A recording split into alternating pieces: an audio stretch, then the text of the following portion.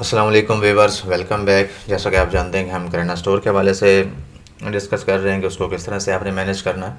तो आज की जो हमारी वीडियो है इसमें हम देखेंगे कि किस तरह से कौन कौन सी यानी रिपोर्टिंग इसके अंदर अवेलेबल है और उसको आप किस तरह से एनालाइज कर सकते हैं। तो ये रिपोर्टिंग भी आपने क्लिक करना है तो यहाँ पे सारी रिपोर्टें जो है वो आपको मिल जाती हैं। सबसे पहले अगर मैं देखूँ तो यहाँ पे बेस्ट सेलिंग आइटम्स वगैरह आ जाती हैं और लो सेलिंग आइटम्स है। ठीक है, तो यहाँ से आप चेक कर सकते हैं कि कौन सी मेरी आइटम जो है, प्रोडक्ट जो है वो ज़्यादा सेल हो रही है और कौन सी जो मेरी प्रोडक्ट है वो कम सेल हो रही है। यहाँ भी आपको मिल जाती है रिपोर्ट। उसके बाद स्टॉक के वाले से आ जाता है, लो स्टॉक है, अवेलेबल स्टॉक है और उसके बाद प्राइस की जो लिस्ट है वो प्रिंट करना चाहें तो वो कर सकते हैं। तो हम अवेलेबल स्टॉक पे क्लिक करते हैं। यहाँ पे ओवरऑल पे अगर आप क्लिक करें तो यहाँ पे सारी आपकी प्रोडक्ट जो है ना वो आ रही होती हैं, उनकी स्टॉक आ रहा होता है, परचेज़ वैल्यू और सेल वैल्यू जो है वो भी आपको यहाँ पे मिल जाती है। और इसके अलावा अगर आपने कोई यानी कि ब्रांड्स वगैरह बनाए हुए हैं, ठीक है, मतलब ये यूनिलीवर है या इसके साथ कोई और यानी कि जिसका भी आप देखना चाहें उसको चेक करें, क्लिक करें और उसके बाद यहाँ से ऊपर जो बॉक्स है इसको चेक करके अवेलेबल स्टॉक रिपोर्ट से जनरेट कर लें। इस तरह कैटेगरी है इसका ले सकते हैं, सब कैटेगरी बनाई हुई है तो उनका भी इसी तरह से आप ऊपर चेक करेंगे और उसको यहाँ पे अवेलेबल स्टॉक पे क्लिक करके ले लेंगे। या कैटेगरी का लेना चाह रहे हैं तो वो भी आप इस तरह से ले सकते हैं।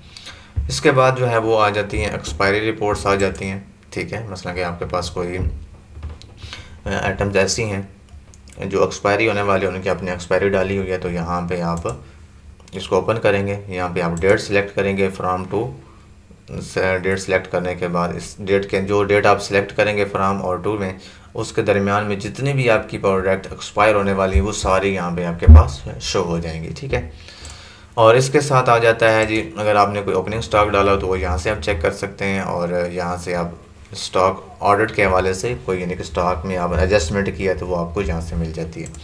इसके बाद सप्लायर की कुछ आ जाती है, सप्लायर लेजर आ जाता है। ठीक है, इसके साथ यहाँ पे आप सप्लायर सेलेक्ट करके उसका लेजर देख सकते हैं। ठीक है, मसलन कि मैं एक रिजवान मेरा सप्लायर है तो इसका मैं यहाँ से लेजर देख लेता हूँ तो इसको ये मुझे बता रहा है कि 600 इसका क्लोजिंग बैलेंस है। ठीक है, इस तरह से यानी कि आप लेजर चेक कर सकते हैं।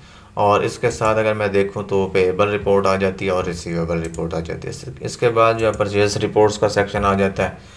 मैं अपने परचेज़ जो है वो बिल वाइज चेक कर सकता हूँ, प्रोडक्ट वाइज चेक कर सकता हूँ और उसके बाद कैटेगरी है, कंपनी वाइज है, सिंगल प्रोडक्ट की चेक करना चाहूँ वो चेक कर सकता हूँ और उसके बाद वेंडर या सप्लायर वाइज चेक कर सकता हूँ। और उसके बाद जो है वो आ जाता है कस्टमर रिपोर्ट्स आ जाती हैं, कस्टमर लेजर आ जाता है सबसे पहले। ठीक है, जिस कस्टमर का मैं चेक करना चाहूँ वो अब मैं यहाँ से चेक कर सकता हूँ, उसको रिपोर्ट जनरेट करना चाहूँ तो वो भी मैं कर सकता हूँ। प्रिंट आउट पे क्लिक करूँगा तो ये मुझे बता रहा है कि इसका -0.80 जो है वो बैलेंस आपके पास क्लोजिंग है, मतलब कि वो आपके पास जमा है उसके पैसे। ठीक है, और इसके अलावा सेकंड नंबर में मैं देखूँ तो आउटस्टैंडिंग बैलेंस रिपोर्ट आ जाती है। ठीक है, कस्टमर पेएबल रिपोर्ट आ जाती है। उसके बाद सेल रिपोर्ट आ जाती है। ठीक है, वो ब्रांड वाइज चेक करना चाहूँ, इनवाइस वाइज है, प्रोडक्ट वाइज है, कैटेगरी वाइज, सब कैटेगरी वाइज। ठीक है, तो और काफ़ी सारी यानी कि यहाँ पे रिपोर्टिंग सेल के हिसाब से मिल जाती हैं। और एंड पे मैं देखूँ तो daily activity reports, day and report भी इसको बोला जाता है, डेली एक्टिविटी रिपोर्ट भी बोला जाता है। ये आप एक दिन की भी देख सकते हैं, एक मंथ की भी देख सकते हैं, एक वीक की भी देख सकते हैं। ठीक है, तो मैं ये यहाँ पे इसको अगर फ़िल्टर आउट करूँ तो ये मुझे यहाँ पे दिखा रहा है इसकी यानी कि टोटल सेल आपकी इतनी हुई है, सेल रिटर्न इतनी हुई है। ठीक है, उसके बाद डिस्काउंट वगैरह कोई दिए तो वो भी यहाँ पे आ जाता है। टोटल कैश इन हैंड इतनी होनी चाहिए और जो आपकी ये सेल हुई है 570 की उसमें से आपको 210 रुपये यानी कि प्रॉफिट हुई है, मुझे बता रहा है। और 420 रुपये जो है वो आपने ड्यू सेल की है और उसके साथ नीचे बता रहा है कि 4 आपकी टोटल इन्वेस्टें बनी और 5 यूनिट आपके सेल हुए हैं। ठीक है, तो ये इस तरह से आपको यहाँ पे दिखाता है। और उसके बाद जो है अगर मैं यहाँ पे देखूँ तो अकाउंट्स का सेक्शन आ जाता है। ठीक है, इनकम की रिपोर्ट लेना चाहें, एक्सपेंस की रिपोर्ट लेना चाहें वो ले सकते हैं, बैंक अकाउंट्स की रिपोर्ट लेना चाहें तो वो भी ले सकते हैं। उसके बाद एडमिन की रिपोर्ट्स आ जाती हैं, ओवरऑल बैलेंस शीट रिपोर्ट देखना चाहें एडमिन की तो उस पर क्लिक करके आप यहाँ से एडमिन की रिपोर्ट्स भी ले सकते हैं। एडमिन की रिपोर्ट जो है वो मंथ की भी जनरेट कर सकते हैं, वीक की कर सकते हैं, ईयर की कर सकते हैं, एक दिन की भी करना चाहें तो वो भी कर सकते हैं। ठीक है, तो यहाँ पे सारे यानी कि कैश इन और कैश आउट फ्लो सारा कुछ आ जाता है। तो ये कैश इन है।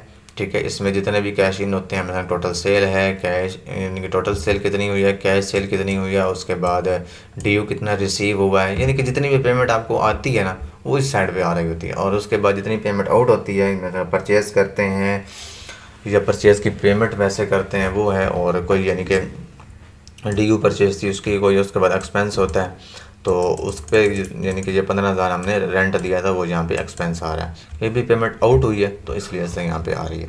उसके बाद जो है टोटल प्रॉफिट आ जाता है, और सेल रिटर्न में से कोई प्रॉफिट रिडक्शन हो गया तो वो यहाँ पे आ जाता है। और उसके बाद जो है यहाँ पे एसेट्स एंड लाइबिलिटीज़ के हिसाब आ जाता है, मसलन कि आपने कस्टमर से कितनी पेमेंट जो है वो रिसीव करनी है, और उसके बाद सप्लायर्स को कितनी पेमेंट जो है वो आपने देनी है, और कैश इन हैंड कितनी है, और आपके पास जो स्टॉक है उसकी वैल्यू कितनी है।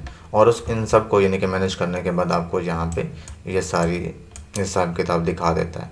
और ये लाइबिलिटीज़ और एसेट जो है वो आ जाते हैं, टोटल प्रॉफिट आ जाती है, और ये मुझे बता रहे हैं यहाँ पे कि टोटल नेट लॉस में आप जा रहे हैं, प्रॉफिट में नहीं जा रहे हैं, क्योंकि मेरी जो अखराजात हैं वो ज़्यादा हैं और मेरी जो आमदन है वो कम है। ठीक है, तो ये इस तरह से यानी कि आप रिपोर्टें वगैरह जो हैं वो यहाँ से ले सकते हैं।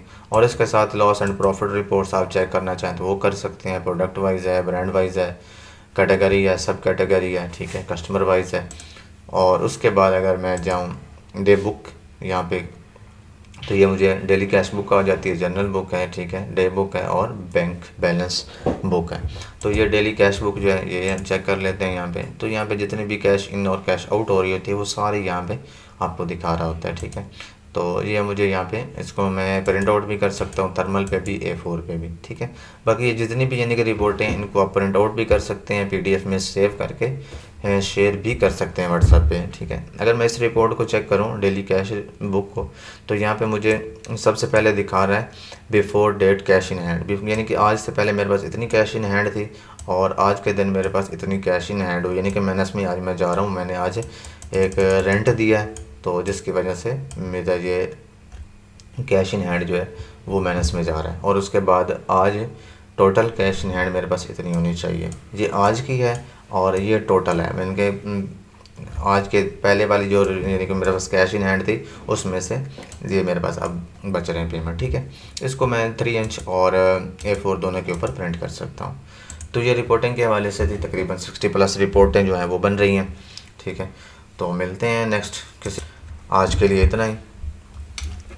तो देखते रहिए हमारा YouTube चैनल और अपनी तरफ से हमें कुछ चीज़ें बताते रहिए कि ये चीज़ होनी चाहिए, ताकि हम उस पर गौर व फिक्र करके आपको वो चीज़ें किसी न किसी अपडेट के अंदर आपको देते रहें। अल्लाह हाफिज़।